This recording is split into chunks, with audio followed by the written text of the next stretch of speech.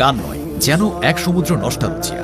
চেহারা না দেখেও গোটা এক প্রজন্ম জুবিনকে চিনেছে এই জাদুকরী কণ্ঠের জন্য। এক বা দুটো নয়, টলিউডের অসংখ্য জনপ্রিয় ও সুপারহিট গানে তিনি কণ্ঠ দিয়েছেন। সঙ্গীত বাংলা দেখে দেখে যারা শৈশব কৈশোর পার করেছে তাদের কাছে জুবিনের গানের থেকে বড় থেরাপি আর কিছুতেই নেই। বলো না তুমি আমার ছবির মন ভাঙা আয়না, পরাণ যায় জ্বলিয়া ছবির চোখের জলে ভাসিয়ে দিলাম, কিংবা তোর নাম ছবির ও বন্ধুরে গানগুলো শ্রোতাদের এক ধাক্কায় এক যুগ পেছনে ফিরিয়ে নিয়ে যায়। চিরস্মরণীয় এই গানগুলো জুবিন গার্গেরই গাওয়া। দেব, জিৎ ও সোহমদের সিনেমা হিট করার পেছনে তার গানগুলো ম্যাজিকের মতো কাজ করত। টলিউডের সেই ক্রেজ নেই অনেকদিন হলো। জুবিন গার্গও নীরবে পৃথিবী থেকে চির বিদায় নিলেন।